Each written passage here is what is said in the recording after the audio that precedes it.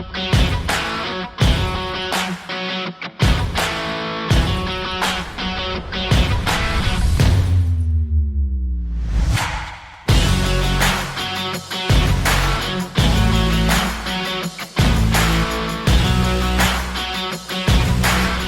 morning and TK doesn't have his mic on. Boom. Gotta have boom. low expectations of me. Oh, it's not that it's not on. It's just across the room. What a It was great just place. I left it in the bathroom. Perfect placement. Well done. Yeah, but I got it now. The mic's here now. Thank you. Everything okay? Thank you for being here. Yeah, everything's Yeah, great. thanks. How are you? Thanks for coming to the show today, Darryl. I'm glad to be here. Yeah, good. Good to have you. You know, Thank it's been you. a while. Almost didn't make it. Almost didn't make it. How's traffic coming in? Holy. Yeah. I tripped on a stair on the way down this morning. Yep. Going down the subway. Going down my stairs. Going down your stairs. Are you wearing pants? To the secret portal to our studio. Pants, check. I think the only place to do a podcast is in the basement. I don't know that reality would agree with you, but it's a pretty good place to do it. I don't think that many people are doing podcasts above ground, if you know what I mean. Right? I think this is a pretty basement-oriented endeavor. You know, it's like stay away from As it should civilization. be. Yeah. Which is all Fake good. experts. We got a cool guest today. Do we? Yeah. Say hello. Is he in the room? Danish Ghazi. Hello. I'm super Toronto'd up today. Look at that. What do you got there? Toronto Blue Jays. The only good Toronto team in the city at the moment. Hello. Hey, Danish. Welcome. Danish. Thank you for having me. Welcome. How are you? I'm good. How are you guys? Good. So Danish, good. we're rolling already, right? So we just started the show. We get right into it. We want to be as natural as possible. But thanks for joining us today. And TK just ruined it by telling you. No, I'm fair. Darryl tries to surprise people. I try to just let them know, right? Just so you can get fair warning. But I'm going to give you a quick intro here, okay? So Danish Ghazi, financial planning and money coach. He's on YouTube. Check out his channel, which we'll give a shout out later on. Here we go. He's a CPA. You've been posting on YouTube for about a year now. I've watched a bunch of your videos.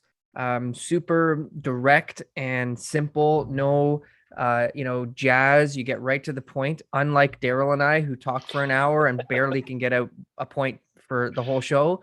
You are, concise, and it's probably something that's led to your success on YouTube, because people are just like, okay, I get the information I need and I go. So congrats.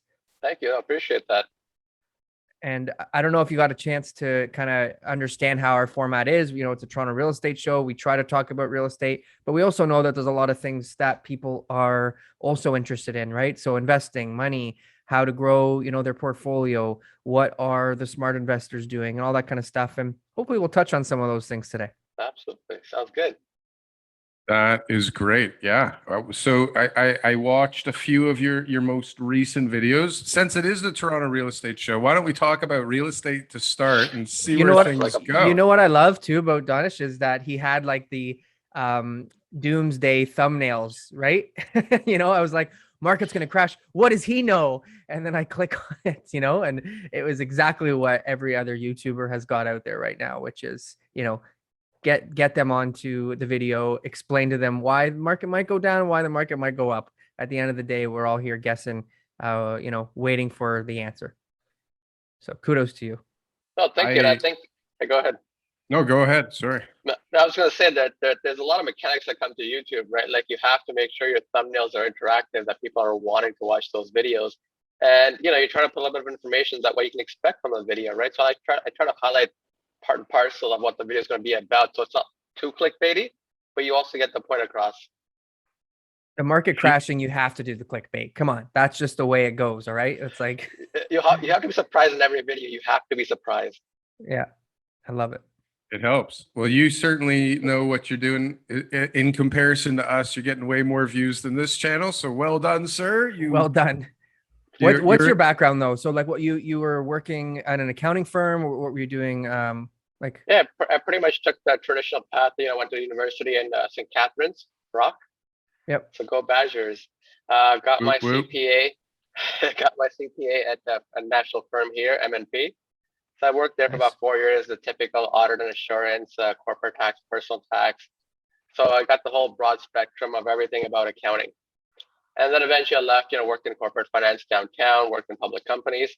But what I was really passionate about and what really sort of inspired me to start the YouTube channel was personal finance. There's so much about personal finance and financial literacy in general that I feel like a lot of people just don't know the basics. And they're making these life important decisions, whether it's buying a house, whether it's making your stock picks, whether it's buying ETFs, mutual funds, etc., buying a car, lease versus, outright buying. These are big money decisions. And money is a very finite resource based on the money you're bringing in, right? So you have to make sure you're making the right decision for you and your family. Yeah, and people are not very good at making decisions, I find. They're horrible. Other all than me, I impulse. mean, my decisions are all well thought out and really smart. But most We'll people, go over those at the end of the show, Daryl. We'll go yeah, over all those. you know how long this show would be? But his videos, like, so Danish, your videos are all like, you've covered a lot of topics. So I guess you've Yeah. had experience in, like, okay, what people like, what decisions they need to make or bad decisions that they make. And so how to be able to give them a video based on that, like everything from investing to RESPs to RSPs to, anything that people might have to make a decision on with money. I think the video, can't remember which the first video I saw. I don't think it matters right now. It might have been rent versus own. Did you do that one? Ooh, let's talk No. Rent about versus rent that's a can't- good one because I've own. not done that video yet. Okay. Maybe it's not, but I found you Let's somehow, not and then talk I about that. dove in. Right, I was like, okay, Okay. let's go down this road and figure out what it all is. But it was something to do with that's something to do with housing. Anyway, I'll look it up right now and I'll tell you what it is.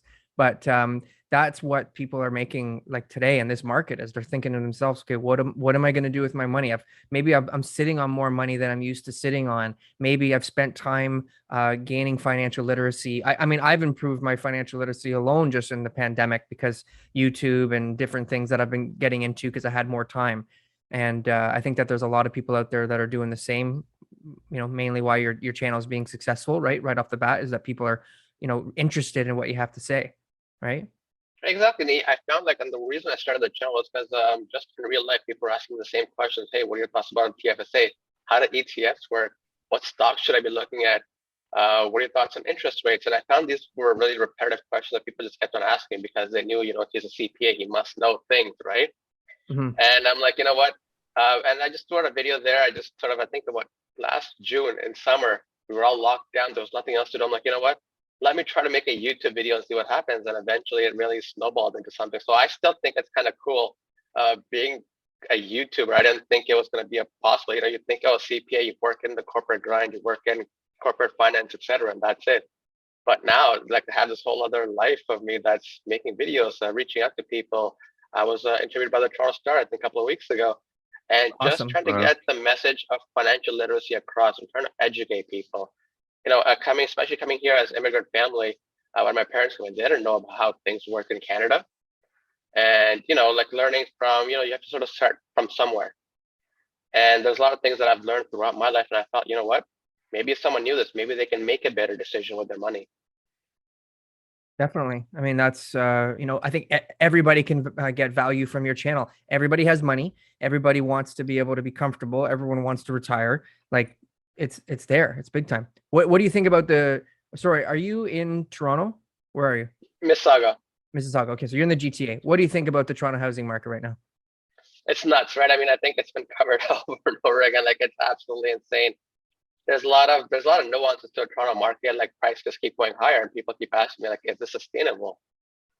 And I've made a couple of videos that there's a lot of factors that are causing the increase in prices. One, there's very low supply. There's a lot of demand, but it's not just demand from buyers. It's investors who have multiple properties who are maybe buying their 10th property, their 17th property. Now you have corporations who are buying properties either for renting out or just for for whatever purposes. And I know for a fact, because I've worked with people who I know that, they've brought corporate money from overseas. The first thing they do is they buy a house in cash because they're just taking over the money. They brought it here because Canada is still considered to be a safe haven when it comes to real estate. Yeah. We have a politically stable environment. a relatively low crime rate compared to other countries, a healthy economy. So people see real estate, and real estate has always been sort of a safe haven throughout the last 200 whatever years. And Canada is still pegged in the world the safest place to park your money in real estate. I agree. Yeah, that's what I'm seeing too, is that there is a lot of money, not just necessarily coming in from overseas, but just coming in from corporate investments, businesses. People are looking at real estate as a serious commodity right now. It's not just like what Black Rock has done throughout the world is now spreading into core developments is got that project that they're working on here, and then there's other big Zillow and corporations. Redfin, all these big companies are Zillow bought buying houses like 3,800 crazy. homes this year. Zillow Last bought month, 3,800. no, last quarter. Was it last quarter? Yeah, it was crazy. 3,800 homes. Like, what are you going to do with all those homes, right? And they've stopped buying them this year, right? So that's a big shift, It is. right? It is. And there's a new concept. I don't know if you guys have heard about fractional real estate investing. Yeah. Yeah, tell us about it. Yeah, let's talk about that because it's really interesting, but it's like I don't know who the hell wants to do that, really. But it's definitely picking up a lot of steam. So what do you What's know the about setup on it? Yeah, fractional? what's the All right, setup? so I have a video coming out on fractional real estate in a week or two. So I'll give you sort of the highlights that I'm sort of talking about. And essentially, the whole concept is that you can turn the housing market into a stock market. So, for example, let's say you want to buy a share of RBC. You don't have $130 to buy a full share. So with Wealthsimple Trade, you can buy a fractional share. Maybe you buy whatever shares you can get for $1, $2. So now what you can do with some of these platforms is you can buy a piece of a condo for as little as $1. So essentially, you're pooling in money with other investors, and you'll buy a condo. If that condo goes on rent, you get your share of the rental income. And when that condo eventually gets sold, you'll get your piece of the profits for being a partial owner. So it's a private REIT that they'd set up. Exactly, it's like a private REIT. So instead of you owning the REIT, you own Yeah. you actually own the physical real estate. Yeah, I find that very complicated when it comes You know to what? There's companies getting doing money it. in and out. Yeah. There's a company in Vancouver or British Columbia, Addy. You know Addy? Have you seen those guys? Yes, Adi, yes. Yeah, and so And they've done a few of these properties and it seems to be gaining traction. Like people are actually doing it. I looked at it pretty seriously. I would prefer to be on the Addy end of the equation and putting $500 in towards a 1/8 billionth of a condo somewhere. Me that's personally, but hey, I bought a tiny little piece of Bitcoin, so who knows, right? Yeah. It's just when things go wrong. Like what happens when there's a major cost, there's a special assessment on the condo. What happens when a group of the shareholders want to divest and they want to take their money elsewhere? What happens when, there's conflict between, the contract? Like, there's just so many things, little It has to nuances. scale. It has to scale. It has to have many options and it has to have like fluidity and liquidity, which it won't for a while, I don't think. But who knows? This could blow up like crazyville. You know what intrigues me more about that whole space there is like NFTing real estate and using NFTs and smart contracts for real estate and maybe splitting up things like with that. But the fractional, like buying little slivers through some private company that centralized could go bankrupt, could take your money. It's like, it's intriguing, but it's like it's too early, isn't it? But let's just reverse the roles here now. I'm getting a piece of, Fifth Avenue or, somewhere in Tokyo or London that's, super popular. Like for me, like it's almost just a novelty. It's like, Oh take yeah, my let's say $1,000. take me. Give me a I'm gonna be share. in New York. I'm gonna be I'm a in New York. lord Take in me to your Scotland. condo. Take me to your condo. I only get 15 minutes on every 22nd Friday. Not even. I have a picture. Yeah. I have a picture of one of the floorboards is mine. This square foot is mine. That brick is mine. That brick is mine. I'm gonna take it with me.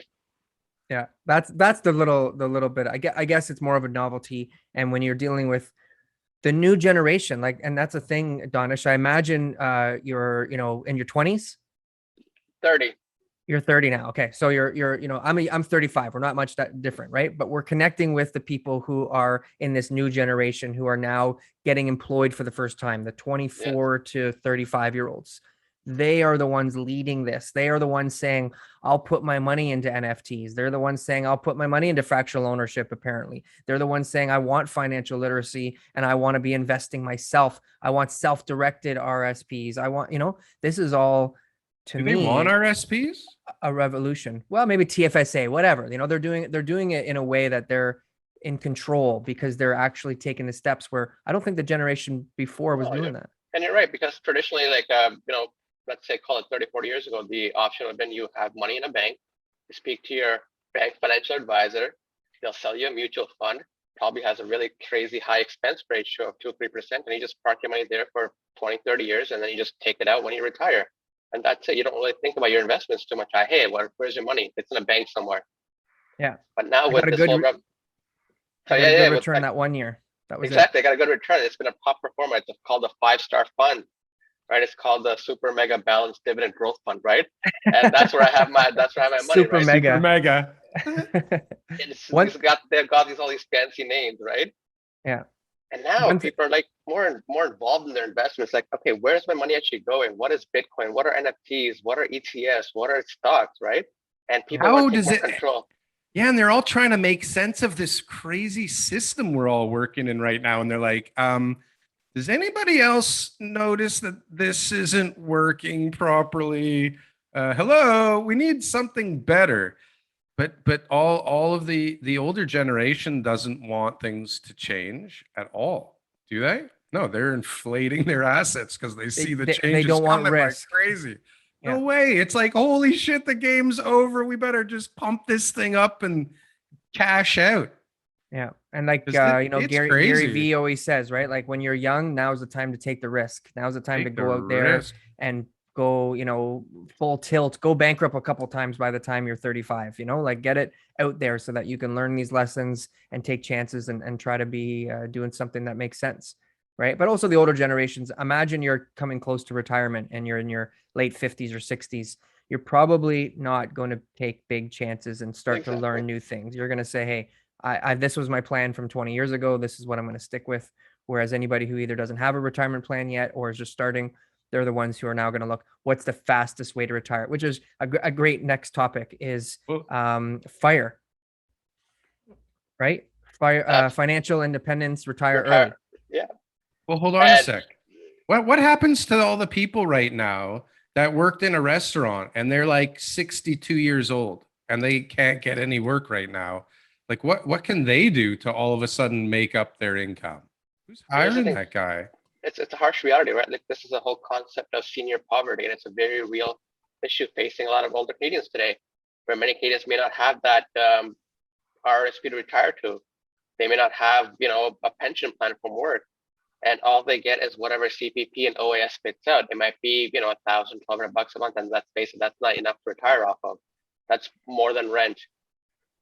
Yeah, and what about all, like, there's so many people, truckers. What's a 50, 60-year-old trucker gonna do 5-10 years from now when we don't need them? Or the taxi drivers or all these guys that are gonna be obsolete? How are they gonna replace their income? Like, where's all this money? I think the government's proven that if there is a massive layoff or work stop, that the government's going to find a way to support people. I think they've proven that during the pandemic.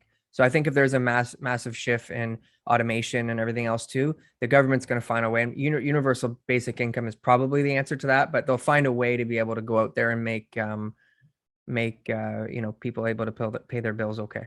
Well, so hold on. So Trudeau government planning new targeted aid for businesses as broad support ends this week. So they went from $229 billion of relief to $7.9 billion, which, I mean, I guess a year ago, $7.9 billion would have been like, holy cow, that's a lot of money. What are they doing with our money? And now it's like, but it's very targeted though. I'm glad this is happening. So one of the issues we've got right now with a commercial tenant is that he's getting CERS, Canada Emergency Rent Subsidy. He's not paying the landlord the rent. and he is not able to be locked out of his unit because he's protected because he's been approved by CERS. So now the landlord's getting screwed. He's getting money from the government and he's running his business, generating income and not having to pay the full amount of rent. He's paying like a much lower amount, right? So that needs to stop. There needs to be only people who are now, I think it's 50% affected or 40% affected will get some type of help, 50% in certain industries. Like it's a major change now on who's going to be able to have access to the money for wages and rent subsidies and all that kind of stuff. I think that's an important step in the right direction because people abuse the system. And CERB, getting rid of CERB and now having, more unemployment benefits and stuff like that. Again, there's jobs out there. I'm driving down the street and it's saying labor is wanted, jobs, hiring, please, please, please. And it's like, and everyone's saying there's no work, right? So it's not that they're saying there's government. No work. They're unemployed. It's totally different. Unemployable. No, they're employable. They don't want to work.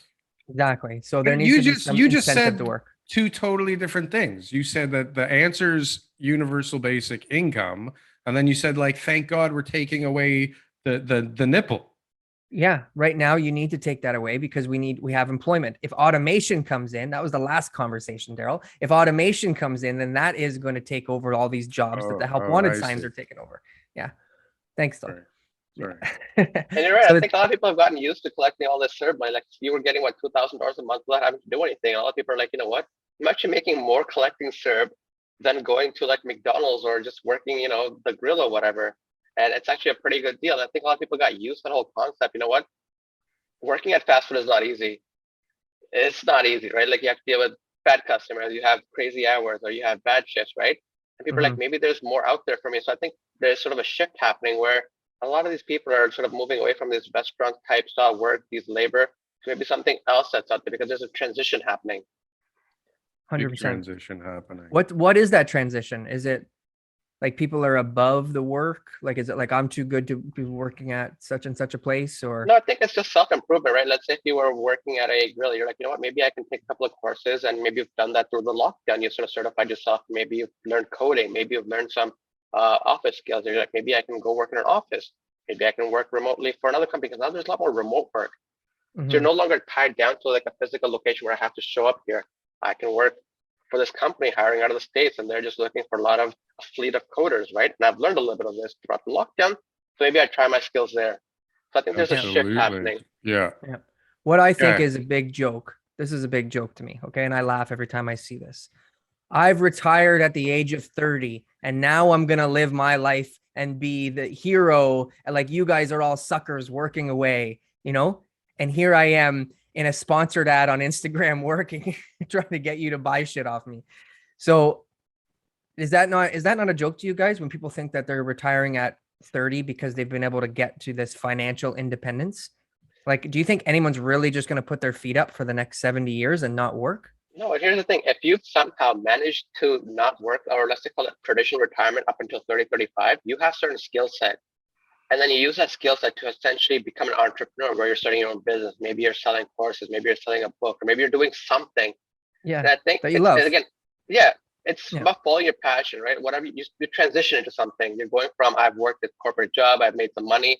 You know what? It was too much of a grind, and I'm not really passionate about the corporate lifestyle. Let me do something I'm more passionate about. This is a new idea. This whole idea of doing what you love. Like our parents my grandmother, when she was working in the shoe store, that wasn't about chasing the dream, right? It was about making some dough. And then the next generation, I don't know what they're all about, but like it was never up until very recently about chasing this dream, right? So like you, for example, the opportunity to be a YouTuber has never been so simple, right?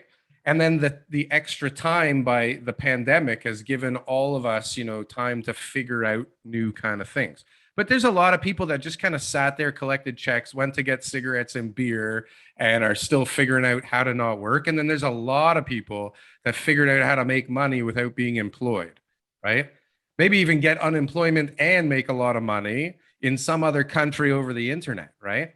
So how's this all going to affect Canada's or Toronto? Canada first, like Canada's housing market, what's going to happen based on all the stuff that we know? What's happening in the next 6 months to a year?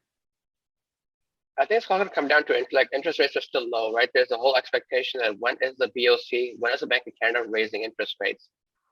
Because as of right now, it stands. You can only get a mortgage based to what you can based on your income level. And like, yeah, this article I saw, Scotiabank's eyeing what 8 interest rates by the end of 20. I just don't think that's going to happen. If somehow Canada were to do like these 8 successive interest rates, it would cause massive panic. Forget about panic. How's the government going to pay their debt? Again, it's all built on a house of cards, right? We've all just borrowed more and more money, thinking it's this gravy train doesn't stop. Crazy. It's absolutely crazy. So, but yeah, so interest rates. So, I mean, most people that I follow don't think interest rates are going anywhere anytime soon, right? So first, maybe they're going to curb more of their bond spending, and then I don't know what else they have. I mean, I'm working on. TK found me a beautiful house, and we've been working on getting a mortgage, and it's not easy to get a mortgage right now. It really isn't. Like, it's not as easy as you would think if you're self-employed.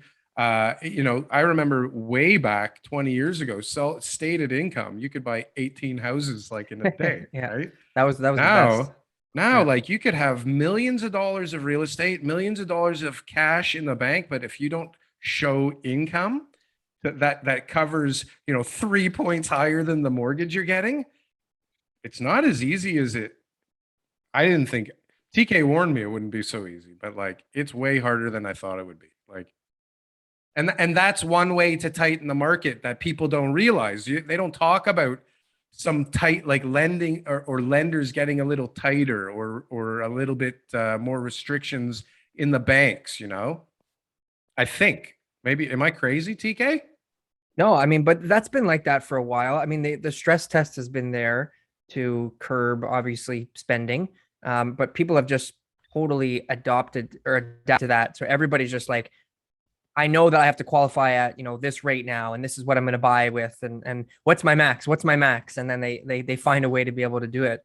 But that's the tool that the government has. So Bank of Canada's interest rates, you have to remember the reason that they're low is not just so people can spend money on housing. It's not like they're just saying like, hey, let's prop up the housing market so we can all have everybody go and spend more money on houses. And Rosedale will be really expensive to get into. No, it's like it's keeping there so that companies can borrow money for cheaper, that they can invest in infrastructure so that businesses can survive, that people have an option if they are about to go bankrupt to maybe get a loan and to be able to keep themselves afloat.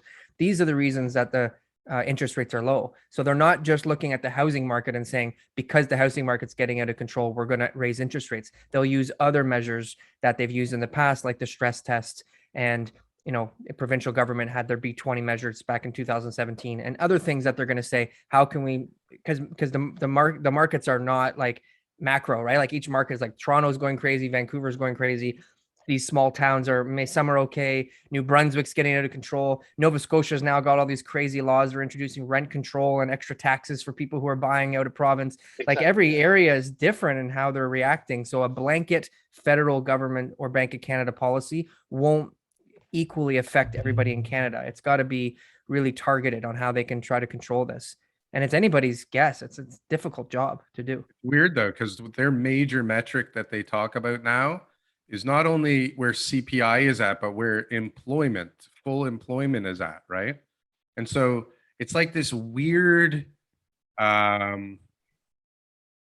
it's backwards because they want people to go back to work. That's a metric that means that they'll stop flooding the market with cheap money, but they have to keep flooding the market with cheap money to get to full employment. It's a cycle. It's this whole cycle, right? It's a vicious cycle where people get used to this cheap money, and people forget. I think like a couple of years ago, like not that even long ago, we had interest rates that were like what 4 or 5%. And once you get used to cheap money, it's always hard to go back up because businesses have been borrowing. Yeah, you can't Everybody's go back been borrowing. up. Yeah, you can't. You can't go back up. Yeah.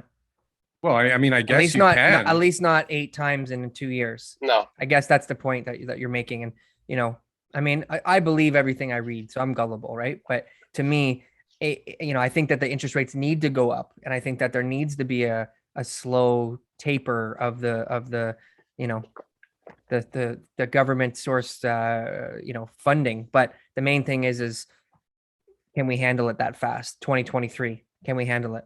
Well, it said 4 in 2022, like Yeah. second half, and then another 4 throughout 2023. 425 basis points, so it'll be 2%, so it'll go up Holy to. cow! So what are you gonna have to qualify at over 7% for your mortgage? Not sure. Not sure how the stress test will be changed. I mean, they've been telling us that they've been qualifying people at the stress test rate for this exact reason, right? So it's like, it's literally like giving us like a crystal ball saying, "Hey, this is what we're gonna do. Go spend your money," and nobody listens. And I feel like and I fear that a lot of people will then start looking at a lot of B lenders, a lot of C lenders. Were like, you know what? If I can't go through the stress test, if I can't qualify at A, I start all of a sudden looking at this other gray market of other lenders, right? And that's where people really could fall into traps, where you're not taking that route of where you have rules and regulations in place. All of a sudden, I'm looking at private lenders, B lenders, C lenders, and then that's where you can fall into all these traps where, okay, I just need to make my next mortgage payment. But then all of a sudden you're susceptible to maybe $100 crisis where if you don't have extra $100 to pay for unexpected car repair, all of a sudden now you're borrowing credit card debt. Now you need more credit card debt to fund other debt, right? And people can fall into these vicious debt cycles. Mm-hmm. Yeah, private lenders. How did they get a house, those people? How did that happen? Yeah. I've been hearing this concept on Reddit. I don't know if you guys have heard. It's called the Brampton loan or the Brampton mortgage. Tell us more. Yes. Tell us more, please. It's just a concept I've been hearing on Reddit. A lot of people talk about these Brampton loans, and essentially, a lot of people in Brampton have been going to these very private lenders. That's a big gray area where they're getting documents manufactured in a way that let them borrow more than they should really be able to borrow. Okay, that's been going on for a while. Yeah, I would call that more the Darryl method than the Brampton method. I did that on the very first project ever. This is before there was like what's it called? Photoshop. There was some. I think the statute of limitations has expired too, so you can tell us all about it. There's plenty worse back then.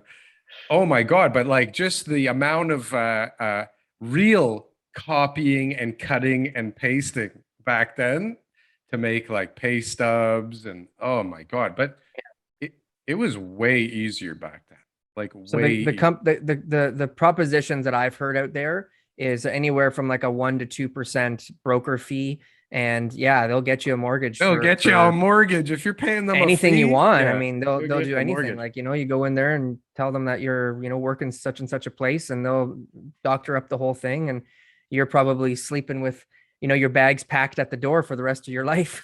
Just waiting for them to come knocking, and you're out the door like. All right. Honestly, like I saw on a Personal Finance Canada Reddit post, it's a popular subreddit. Somebody asked, "How do I actually get a Brampton mortgage?" And to me, that's very alarming. Like, and that's why the whole concept of financial literacy is so important. People need to understand that nothing is risk-free. You have to understand what you're getting yourself into. Understand people are not just going to hand you large sums of money so you can buy a house because housing cannot always go up, right? Understand the micro and macroeconomic factors.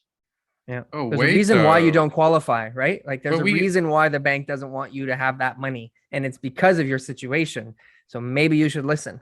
But there's interest only mortgages out there now, and they're coming. So I don't know if I guess that maybe will they be the Scarborough mortgage? Hey, take it easy. I don't know, but they're going to have to be something. Scarborough mortgages are above board. Everybody's telling the truth, and it's honest. And the Durham mortgage, the Durham mortgage.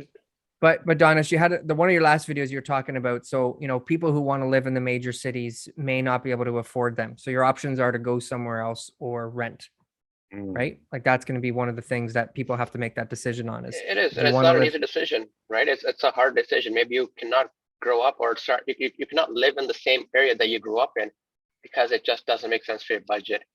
And when people ask me like, what type of home should I buy? I say, well, take a look at your budget, because whatever income you bring in, that's your benchmark. That's your budget. Can you comfortably save for retirement? Can you comfortably save for unexpected expenses and still afford a mortgage? It may not be in the area you prefer, but it may be somewhere else. And what is your track record with people listening to that And that's the thing, right? People will say, you know what, I'm just going to get a Brampton loan instead. I don't Yeah, like this. fuck What this. is I'm that getting a budget? Brampton loan. But his comment was really insightful. Your comment was really insightful that you said, Danish, was people don't feel like they're an adult unless they've bought a home, And it's that right? peer pressure. It might be peer pressure from your family. Like your relatives be like, hey, you're 30, you still don't own a home, you're renting. Why are you throwing all that money away? Go get a home, Yeah. right? And Why people aren't you fall into this, married yet, you loser? and people fall into societal pressures where like, oh, if I don't own a home, how am I supposed to tell people? I'm afraid to tell people that I'm renting and I'm 30 and I have this job. I'm supposed to own a home. I'm supposed to be married. I'm supposed to have a kid. I'm supposed to do this, this, and this by the time I hit these age milestones. And we sort of put this pressure on us saying, I have to do these things. And that's why these B and C lenders and all these gray areas have popped up to take advantage of people with that mindset. Yeah. I think the younger kids are way smarter than all of us. I think they've realized that like they don't have a shot right now until things change, and they're fine with it. They'll rent, they'll bounce around, they'll work wherever the hell they want to work. Like imagine if you were like a really good coder right now, what your options would be, where you could work, who you could work for, like where you could work for them from, right? Like you could work from some remote country that's beautiful all day, have a place on the beach where it costs you like $1,000 a month to live, right? While making like $300,000 coding. And that's like, Mhm. that's not even a ridiculous scenario today, right? But they're not You an can, adult unless they own a home fuck that. in They can Etobicoke. make, you can make Darryl. 100 grand easily playing video games right What now will if your that's uncle all and you your did. aunt say though? What will they say about you if you don't own a home in the neighborhood you grew up in? You're better off being in porn these days than not owning a home. OnlyFans. Whatever. It's much But more socially acceptable than not owning a home. yeah, but isn't that crazy? How did you Like, get isn't your that house? crazy? I did porn. Okay, that makes sense. Yeah, good for you. Have an OnlyFans page. Way to go. All right. We're laughing about this, Danish, because our last guest was talking about a luxury home that they had sold to somebody who had made their money in OnlyFans. So Honestly, it's real. it's crazy you're saying this because I've heard of YouTubers who bought these like who have crazy followings, they do vlogs or whatever, and they just say, you know what, I'm just gonna buy the biggest mansion I can in the GTA or whatever, and let me do a fancy house tour. And I think that house tour video alone will essentially pay for their home. Right? People have found ways to make money of these like side hustles, and it's a growing term, right? Side hustle, side gig, right? People are essentially where let's say 30 years ago you may have worked two jobs. Let's say you worked place A and place B, you were working two employed jobs. Now I find out people are working job A, but then on the side they also have this side hustle where they're maybe building up a new internet startup, where they're doing coding, where they're doing freelance, where blogging, vlogging, whatever. Trading, yeah. Yeah, Right. whatever. Trading's a big one, I think. You know, a lot of guys are getting into options trading. Options a lot of guys trading, day trading, exactly. a lot of guys are getting into things that are just helping them subsidize some of their income, right? For sure. Daryl, this is Yeah. our side hustle. So what was the revenue we had again last month? I just want to Last know what my month? No. share was, just so First I of can all- update everybody on my income. Well, first of all, after we pay all the staff here, you know, we're losing a lot of We're money. losing a every lot of month, money. Yeah, right? we're down. I think got we a lose money high overhead. like after one day of paying for internet service. We're already at a loss. Oh, no. Yeah, it's a tough gig. This YouTube side hustle is a tough gig. But we're Nice. not doing this for money. I know. I'm just joking. We're doing it for love. And, you know, hopefully we make some money at some point because it's a lot of work. We've talked about this, the side hustle. This is again, new generation, you know, I can't remember what the next one after millennials are. Are they Zennials? Gen Z, I think Gen Z or something. Gen Z? Zoomer? Yeah. Yeah. So the Gen Zs and the millennials, this is what it is. They're finding ways to be able to pay rent and to do the things that they need to do. And I'm more for, I'm a real estate agent, so it's a biased opinion. Everybody should own, everybody should buy, everybody, you know, that kind of stuff. But I'm more for people renting if they have good, strong financial literacy. It's the reason I recommend people buy is because people don't know how to save their money. And if they rent for 30 years, they're going to be broke. I promise you, if you haven't managed your money well. and that we rely on that 30-year mortgage to pay off that house so that they can have money when they're older and they're no longer able to go into the workforce and have those side hustles and pay for their life and their expenses and all that kind of stuff. That's why I recommend home ownership. Absolutely. If you show me you're financially literate, I would tell you to rent and go and live on the beach and enjoy your life. But most people don't show me that. And it's because people have always thought that, you know what, when I retire, the government will take care of me, CPP and OAS, but that's the wrong mentality. CPP and OAS has never been a way to cover 100% of your retirement. It's always been a rule of thirds where the government sort of chips in a third for your retirement, your RRSP or your work pension plan chips in the other third, and then you have personal savings for the other third, right? So you have essentially, you collect your pension from work, you collect your CPP, OAS, and then you have personal savings. But people have sort of forgotten about that and said, you know what, it's just about the CPP and OAS. And when they get to that point where they're collecting CPP, they realize it's only $1,000 a month. I thought I was supposed to get taken care of by this government pension for my entire life. So I don't care about saving. Yeah. Maybe it doesn't pay $1,000 a for month when they anything. signed up for it sounded good, but How 30 come years that later, doesn't inflate at all? That just kind of stays at the same number all the time. we should look that up. Yeah. And that's why the government's implemented, I don't know if you guys have heard, called the enhanced CPP. No. So a couple of years ago, I think the limit on CPP was up to, I don't know, 50, 60,000. And now what's happening is sort of a staggered increase where every January, you'll actually see more of your paycheck go towards CPP. So now the cap's going up, I think up until like 2023 to like 80,000. Whereas a couple of years ago, the cap was 50,000. So what that means is, as you're collecting your paycheck throughout the year, once you hit $50,000 of annual income, you no longer have to contribute to a CPP. But now, up until you collect $80,000 of your employment income, you're still contributing to CPP. Because now CPP is supposed to make up, I think, 33% of your overall retirement income by the time you get to that stage, but it's going to take 30 years to get there. Now, just because you're the accountant here, does that mean that you're going to get more money on CPP, or does it just means that you qualify for CPP by paying more? It means it that sounds like they that's will waiting for have the government. more. They're going to have more of your money when they That's go what bankrupt. it sounds like. Yeah.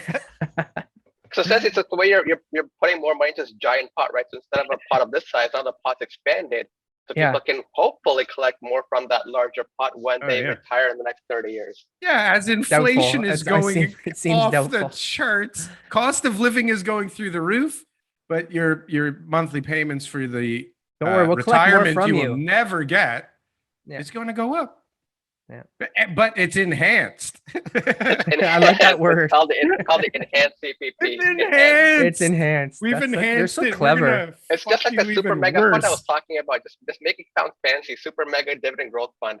Yeah, actually, when I watched your channel, when I watched Danish channel, I noticed that he didn't use the buzzwords, right? That you were just very clear, very concise. This is and everybody else is all like capital, liquidity, you know, they're talking like they have a CPA, and then you look them up and you're like, this guy just started YouTube and just started talking to people and doesn't know what he's talking about. But I noticed that that's something that you don't just rely on buzzwords, that you do get into the facts, and that's something. Oh man, you brought up such a great point. Like, I think before I got into YouTube, I would always see these random YouTubers saying, buy this penny stock, it's gonna go 10x, and you'll see these thumbnails with a rocket ship and a 10x. And these guys are just in like high school because they've learned how to use Robinhood, and they're like, you know what, buy this penny stock 10x. And it's, again, the whole point is because they make money off their YouTube videos, so the more people they can buy. It's called the pump and dump scheme, right? Like all these pump and dump schemes. So, and that's again weird. People following, like whether it's on Instagram, TikTok, or YouTube, following these personal finance gurus. Again, if they're selling you something, that's their benefit.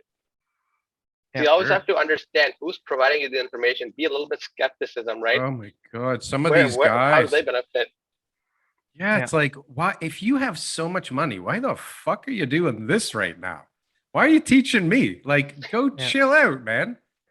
My suspicions are the guys that were doing those YouTube videos, buying houses in the GTA. The house was rented, and it was like an Airbnb for like the day. Let's do one right now. Let's do one right now. Yeah, that was my. Have you heard of Toronto real estate? Like, get in now. If you've got $10,000 lying around. Rent like the nicest Porsche or whatever, or the nicest BMW just for one thumbnail, and they're like, "Oh, look how I just bought this new car, and I'm retired." Turns out it's just rental. They'll pay a day's worth of rent just for that concept. I just bought this car. Watch me, and let me show you how you can do the same. They've been doing. Everybody's been. They get an Airbnb and rent a Lambo, and boom. make an The ad. the big one, Daryl, from our generation, was ACN, multi-level marketing. Is that the Trump phone one? Yeah. That was Remember the big them? one. I Well, do. what I other big remember one hearing was about it. there that they were trying to get people to buy into that was all just a big crock of I shit? did isogenics. I don't know if that Oh, thing's still going around. isogenics was a big one too. Okay. That was a But big one. ACN was about 10 to 15 years ago. Yeah. And they rented this big house down Bayview and York Mills. Can't remember what it was, but that's where everything was. Come and see us, come and check us out. Look what we're doing, all that kind of stuff. It was just a rented house that like 50 of them all were chipping in every single month to be able to attract more people, not clients, more people to sell their products for them, right? So Yeah. Smoke People and in the mirrors. triangle. yeah. But most That's how it things works. are that. I mean, if we like really take a few steps back and look at the economy, it will have many similarities to all of those MLMs, pyramid schemes, Ponzi schemes, whatever you want to call them. Exactly. And, So when and people talk, what's even crazier is like now they've made it very clear. Like the answer is to bring in more dummies, right? Just bring in as many. And somehow in the lockdown, they're staking claim that they're about to meet their goal of 400,000 people immigrating to Canada this year. But that's the answer. The answer, like I read something today, we were talking about birth rate and how it's declining, and we need, the answer is more people. So what do? This is beautiful. Here, I great. love This this. is a Yeah. great article. Where is it? Sorry, let me share my screen. yeah, I think 400,000 per year up until 2023. That's 1.2 million people in the next Well, 3 years. yeah, they're Yeah. not going to stop there. But look at this. Ontario to propose bill that would remove barriers facing foreign trained professionals and tradespeople. And so Yeah. what this thing is talking about is basically, right now, if you have a license or you have some kind of a designation abroad, it doesn't carry over without like going back to school, right? Or getting your license again somehow here, or you have to work a You certain need amount of Canadian work hours to experience. Yeah. qualify. Yeah. And they're like, Yeah. fuck this. We And I need can speak people. to that because I've worked with a lot of professional CPAs that have come from like overseas, and they can't work in the same accounting firm because they're considered foreign CPAs, right? So what they do is they have to then recertify. They have to get a CPA in Canada just so they can start from the ground up. But this is Yeah. great. I mean, Like you were like a 17-year-old kid. Like go and get like a degree and then get your yeah, here's requisites minimum and then go into wage. school. It's tough. Minimum Yeah. wage. And this is a guy that just came and paid cash for a house in Canada, right? Yeah. And he has to go earn minimum wage to get some experience so that he can work again and make a proper living that he was Yeah. able to do, last week before he moved here for a better life. What the hell is going on? So right? that article, it's not medical, but it's like everything are like engineers, trades, Yeah. architects, lawyers, all Yeah, sorts of lawyers. professional See, fields here's the that are thing: you need more people to fund the enhanced CPP. yes, Absolutely. Keep pumping 100%. the enhanced CPP. But not only that, like we talk about a housing crisis, but like if you turn that spigot off, that crisis flips the other way, sooner than we can think, right? And now all of a sudden we turn into Miami a few years ago where there's all this housing and no more demand, right? We need that or we are fucked, the whole economy. And not like Evergrande China fucked. Like it's not that huge a piece of our GDP in Canada at the moment, but it's creeping up there, right? You know what Nova Scotia just announced too is first $50,000 of provincial income tax will be eliminated for tradespeople moving to Nova Scotia. Right. So Ooh. now you got to trade, you move there. The first $50,000 you make will have no tax implications for the provincial rate. Ooh, just in the first year? No, I think that's it. That's well, until that program is lifted, obviously to get people to start moving there, right? Crazy. So There's some places I read in Ontario that are like giving away land for free if you move there. Did you read that? Way up. I've heard of this. Way up north in like Randomsville. If you want to move there, because the town has a population of 500, so obviously Yeah. if you have a town of 500, you need doctors, you need tradespeople, or you need certain people with certain skill set. So they'll give you here, buy this house for $1. Just bring your trades, bring your skills here. Just move here, get this economy going here. But I think that people are interested. Like there's certain people who, you know, you meet in life or whatever, and they want to be free. They want to be in the country. They want to be on their own. They want to be off the grid. Right. So there Yeah. is people out there who want that. Like they don't want to be in Right. the city. I'm Yeah, like a and suburban guy. I like yeah, close to the city, but I'm just outside. That's me, you know? Oh yeah. Well, and the and people that's that lived far already, like they'll just move further. I mean, now further the north. guy, yeah, that guy in like Stouffville or Mount Albert that like lived in a bungalow on the main road and has a few acres, like he's like, I can get internet and water, you know, another hour away, and I don't even know anybody because Like I don't 6 hours want away. to. Whatever the hell, he's gonna move as long as he has what he needs there, right? Which is like Mhm. shelter, maybe internet and A liquor store. water, Yeah. liquor store, or at That's the least first thing he Uber Googles. Eats. Yeah. Uber Eats is important. That's the first thing he Googles is like, does the town have have an LCBO of the sorts? Yes. I'm going. That's it. I'm there. Yeah. I have this vision of a town that's like way out there, but has one of those boring company tunnels back into the city, right? So you have your Tesla, everybody's off grid, everybody's doing solar with battery powers and wind, and it's a lovely place run by me, of course, and I make all of the rules, but we have a tunnel that brings us back to the city. Whenever Like you one of know those you magnetic trains, I'm right? intrigued. Yeah. right, right, Yeah. right. So when you need to We're get gonna there, fractionally sell this bitch. Are you ready? We're gonna fractionally sell this idea Yeah. right now. Yes, let's do this. Let's We're put gonna up yeah, a we can tokenize fund it. it campaign. with one of the Let's go. super duper equity funds. We're We gonna call it put enhanced. We're gonna call it enhanced, super enhanced mega project. Mega project. Daryl's mega. super enhanced mega project.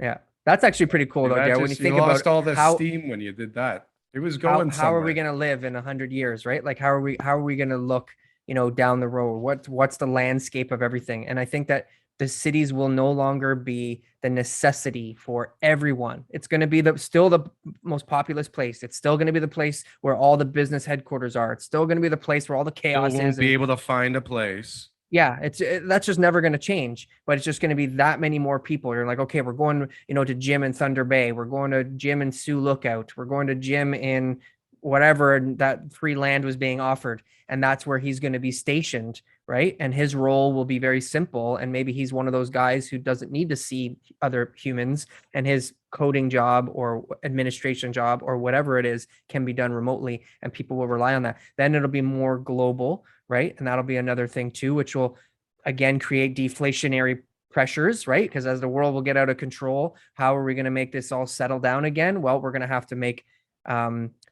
costs for businesses. This is the reality. Costs for businesses will have to come down, and they're going to find a way. And Juan down in Mexico is going to work a lot cheaper than Jim in Sioux Lookout. It doesn't matter where he is because he's paying Canadian tax rates. And that's how And we're he's going to be working able in to get through VR. this. He's working in Working in VR, controlling a robot Yeah. from Panama or Mexico City or somewhere, right? Yeah. And he's doing a great job because the connectivity is the exact same, whether he was at the headquarters in Toronto or not. Right? In What is Innisfil. this? Have you guys heard of this? In Innisfil. No. It's like this What is it? That's pretty cool. futuristic city development. And they're like pushing this thing through. I don't know what's The Jetsons, this, you know, came up with that one. Holy smokes. But I I just think you saw already have this- a point. It's a whole Yeah. concept of like where the whole traditional was you have this office job, you go there, you drive there for 30, 40 minutes, you work there to 9 to 5, then you go back home to your house in the suburbs, right? I think that whole concept is now changing because of the internet, because of these lockdowns. People are like, you know what? I'm no longer tied to a physical spot. I can be anywhere in the world. Like I think that's sort of there's a transition happening. big I think time. more and more towns have to sort of adapt, right? Instead of pushing off this concept saying, you know what, no, you have to work in this office tower. No, it's mobility. Mobility becomes more important where you can work wherever, then work wherever, right? And that's how you got people moving. Canada has a lot of land, but like 90% of the population lives within 100 kilometers of the states because that's where all the major cities are. That's where the major metropolises are. So I think I think as a country, so we have to find a way to say, how can we make more sense and more use of our land?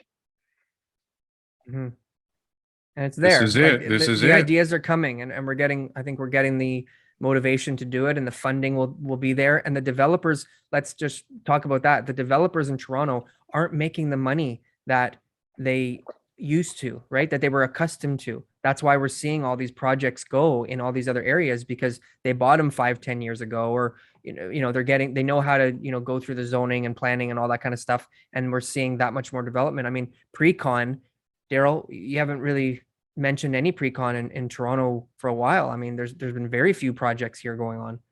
Very Right? few, but they fly off the shelves. It's like, For if you sure. talk about them, it's over already, right? Yeah. If it's Once in they the hear 'em on our show.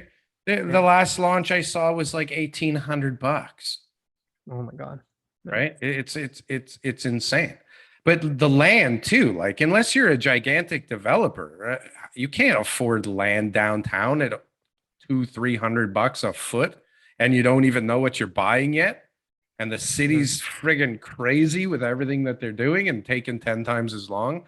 Like, you have to have some seriously deep pockets to go there. But like, come out to Scarborough, land's cheaper. Come out to Pickering, Durham, Newmarket. Like, there's lots of places. It's really weird, Toronto or GTA or whatever, Ontario even. Like, if you have ever driven down the I-95 from to Florida, and you've seen what like the major downtown cities of all these major cities along the way look like, it's pretty friggin' pathetic. If you take a helicopter ride or just go to the top of the CN Tower and you look around, even if you're on the 401, it's like there's like mini major cities all over the place here. And it's going to get further out and denser, right? It's just going to get further out and denser. Downtown is still going to be super humming and buzzing and crazy, but it has to get like further out and denser so people can live. There's no other way. Like, what do we, if it crashes? So I was going to say this earlier in the show. Like, one of the major trends right now and buyers in the market are parents desperate to get their kids something because they're watching the housing prices run away. Like, we're talking like 20% plus in the last couple of years, right? So there's this whole flood of last generation money helping out this generation before it gets even crazier, because people trying to get in the market lost like $300,000 on an average priced home in Toronto in the last 2 years, right? Almost real, like a whole concept of FOMO, right? It's real. So like all of these things converging and people wanting nice places to live and being accustomed to a life. And most people don't have parents that can do it. They have to move further. Like, there's zero choice. And probably the reality is that the choice gets even further whittled down to renting further away and ownership just getting out of reach, unless you're just willing to always move further, like, like Cornwall and Alberta and Saskatchewan. Saskatchewan will probably explode at some point, right? Because it won't matter that you're in Saskatchewan. You're just not in Afghanistan. You're just not in India. You're just not in China. You're not in Malaysia anymore. You're safe, right? And it's funny you mentioned Alberta, and people have asked me like, "Oh, housing always goes up, right? Housing never goes down." And then a couple of years ago, very recently, homes in Alberta, they were stagnant, like they haven't gone up that much. And people are like, "Wait, that can't happen. Housing doesn't always go up." No, it's just Toronto and Vancouver, they have distorted the market so much. But if you look at areas like Saskatchewan, people have actually lost money in homes because they just don't have that same market, right? So yes, let's be more mindful that there are cities outside of Canada than Toronto and Vancouver. Mm-hmm. Well, it is the Toronto real estate show, so we don't care that much. Fair enough. But what happens? We mention them once in a while. Well, but what happens there gets magnified 1 billion times here, right? So like, if things are good in Canada, we know GTA is going to be on fire, fantastic, no matter what. So like now, for example, we're talking about, where is it? Rent here. This, I think, is super important right now. Thanks to our wonderful staff grabbing the articles this week. Thank you, staff. Vacancies fall, rents rise as the GTA's rental market hits balance briefly. I think this is super important, right? Because when real people start coming into the country, not just people that already have a place to live and are already here and just they changed this paper for this paper and said, boom, we're the best government ever. Look what we just did. No, next year when real people start coming in, where the hell is everybody going to live? If vacancies are at like, balance level, which is Balance, going to which last for is 3 seconds now, right? Mhm. Maybe 8 seconds if people are lucky, right? Pricing is going to go way back to like beyond pre-pandemic levels, but where are all the, I don't understand how the economics of this idea work. Like we're already behind. Where do these people go?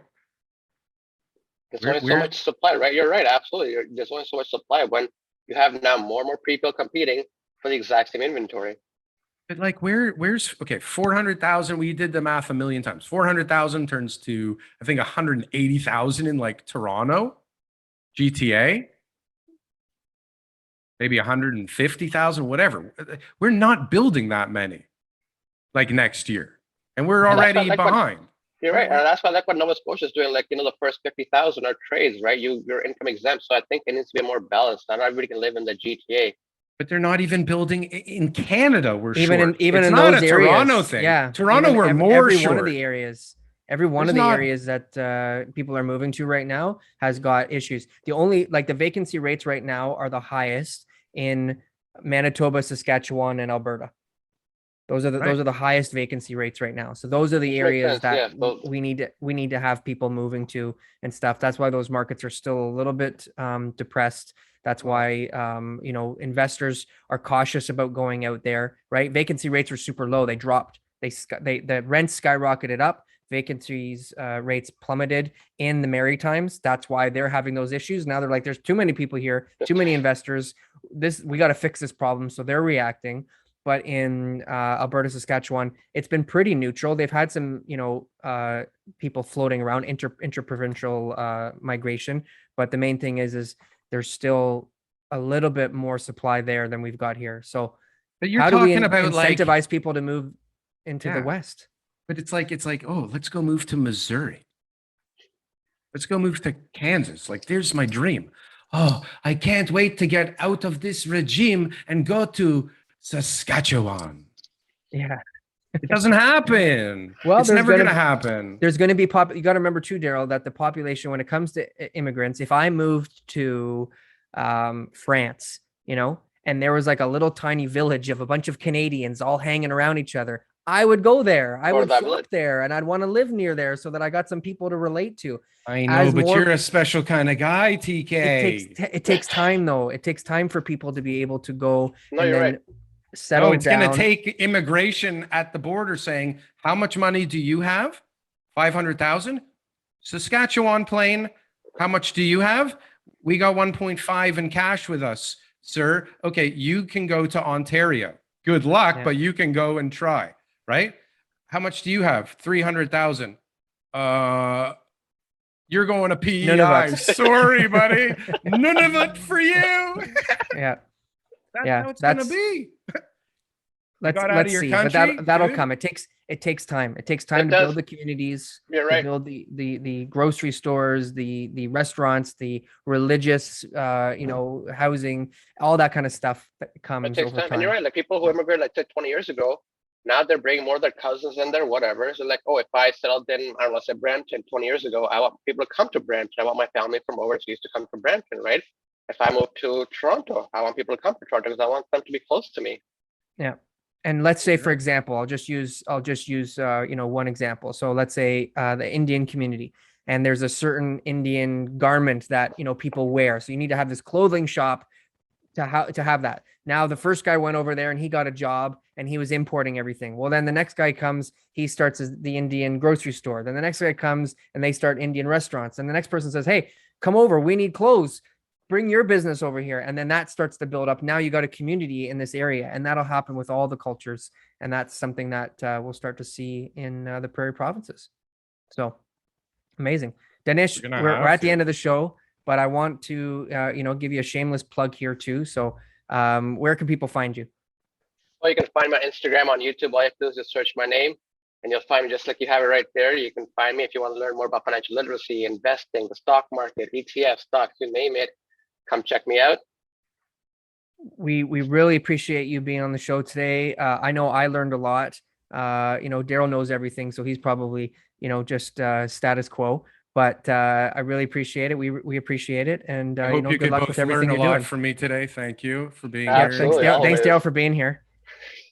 And yeah, Better. no, we wish you the best of luck with everything, man. That was Thank you. awesome. Thank you guys for having me. It was a really great time. Absolutely. Thank you, sir.